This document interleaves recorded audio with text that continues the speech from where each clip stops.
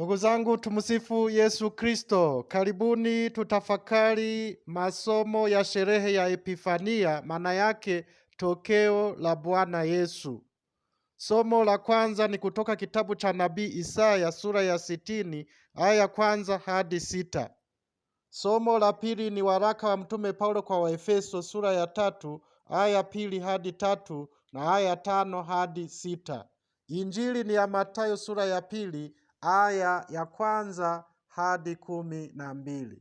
Ndugu zangu, katika injili ya Noeli, misa ya alfajiri, tulisimuliwa wachungaji wa mifugo wakialikana, wakihamasishana, wakienda kwa furaha na haraka kumwona mtoto Yesu Betlehemu, wakitoa habari walioambiwa na malaika juu ya mtoto, wakirudi kwao wakimsifu na kumtukuza Mungu.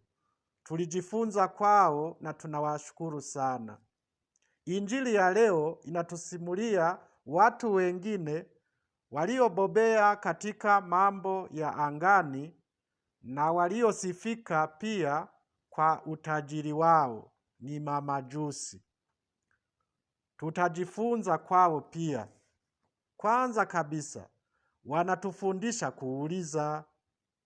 Ni wasomi, ni wanasayansi, lakini anayejua yote ni Mungu. Mwanadamu awe na busara ya kuuliza. Samahani, anayeuliza sio mjinga. Ujinga ni kujifanya unajua kila kitu. Mamajusi waliuliza, yuko wapi yeye aliyezaliwa mfalme wa Wayahudi? Herode mwenyewe, ingawa ni kwa hila, naye anauliza hivi: Kristo azaliwa wapi? Majibu yanapatikana kutoka kwa wakuu wa makuhani wote na waandishi wa watu. Wakirejea maandiko matakatifu, wanajibu kwamba Kristo azaliwa Betlehemu. Ndugu zangu, tukipata giza katika imani yetu, tusimuulize mtu yeyote tunayekutana naye barabarani. Tusifundishwe na kila mtu tunayekutana naye barabarani au mitaani au manabii wa uongo wa nyakati zetu. Tuwaulize viongozi wetu wa imani, nao watatufafanulia vizuri na watatuelekeza vizuri. Mamajusi wanatufundisha kitu cha pili. Wanatufundisha kufuata nyota, kufuata nuru au ishara tunazopewa na Mungu katika safari yetu ya kiimani. Mamajusi wanatufundisha kufurahia imani yetu. Tunaambiwa walipoiona ile nyota walifurahi furaha kubwa mno. Nyakati zetu tunapaswa kupata hilo fundisho la tatu kutoka kwa mamajusi la kuwa na furaha, kufurahia imani yetu. Maana nyakati zetu bado tuna Wakristo ambao utafikiri kila wakati wako msibani. Utafikiri hawafurahii Ukristo wao. Kanisani hawaimbi, hawaitikii, hawashangilii. Ni balaa kweli kweli. Hayati Papa Francisco alituachia barua ya kichungaji iliyoitwa Evangelii Gaudium, iliyoandikwa mwaka 2013. Maana yake furaha ya Injili. Kama tunataka kuinjilisha dunia yetu, hayati Papa Francisco alitualika kuinjilisha katika furaha, sio kwa nyuso ayo mioyo yenye huzuni. Kuinjilisha bila furaha kunafanya walio nje ya kanisa watukimbie zaidi, na hata walio ndani wakimbilie madhehebu wanapochangamkia au wanapofurahia imani zao. Tumuombe Mungu atujalie, ndugu zangu, kuwa na furaha na bidii katika imani yetu, katika dini yetu kuliko awali. Mamajusi wanatufundisha kitu cha nne, kitu kizuri sana: kumsujudia Mwokozi wetu, kumsujudia Mungu wetu. Walianguka na kumsujudia mtoto Yesu. Nasi tusiwe tunapita mbele ya tabernakulo bila kusujudia au kupiga goti au kuinama kwa heshima kubwa.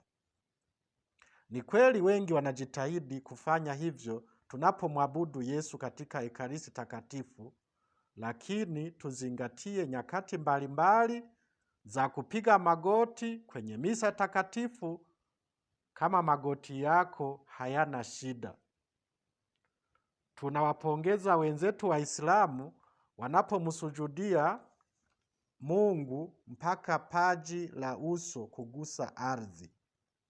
Ndugu zangu, tusipomsujudia Mungu wetu au tusipomwabudu Mungu wetu, tutaenda kuabudu miungu, waganga wa kienyeji, watu wenye vyeo, watu matajiri, au tutaabudu starehe haramu za kidunia.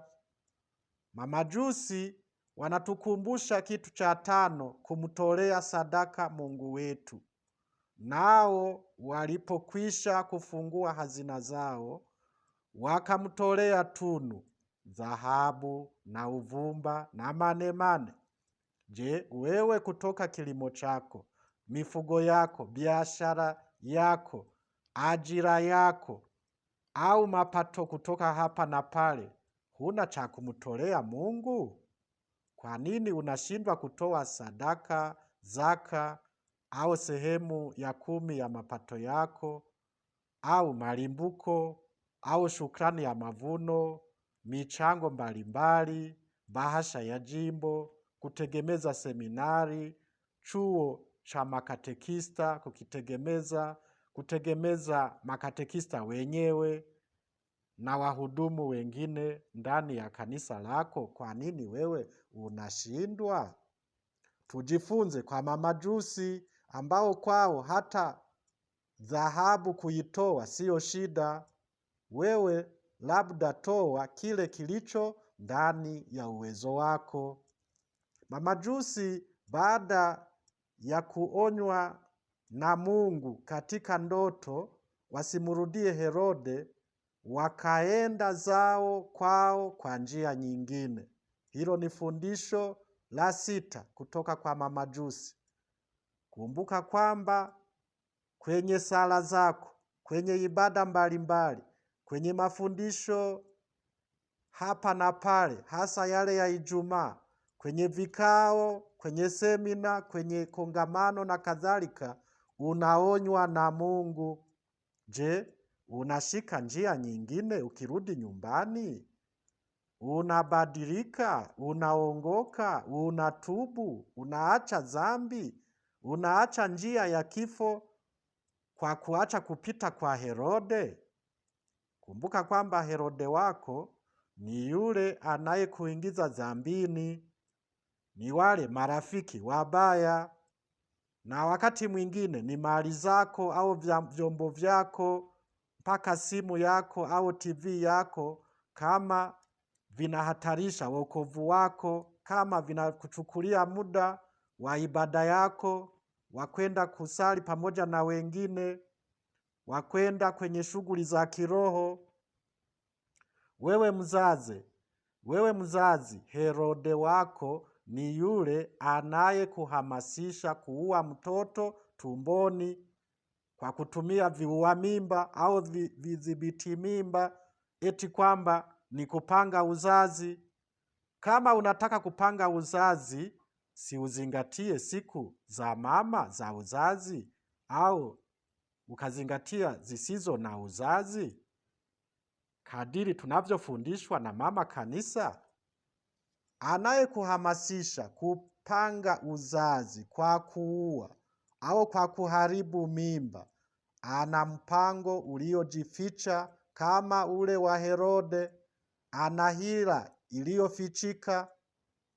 Hila hiyo ni kupunguza watu duniani, hasa wanaotoka kwenye nchi maskini, wasije wakakimbilia kwenye mataifa yaliyoendelea kiuchumi. Unapotoka kwenye ibada, shika njia nyingine, ndugu yangu. Mungu amekuonya kupitia neno lake, kupitia mafundisho. Nenda ukabadilike. Fanya toba, uache dhambi zako, uzizingatie amri za Mungu na amri za kanisa la Mungu, uombe kupatana na Mungu kwa njia ya sakramenti ya kitubio, umurudie Mwenyezi Mungu na uanze maisha mapya. Kwa kushika hiyo njia nyingine, utafika mbinguni na utapata furaha na uzima wa milele. Atukuzwe Baba na Mwana na Roho Mtakatifu, kama mwanzo na sasa na siku zote na milele. Amina. Asanteni kwa kunisikiliza. Mungu awabariki.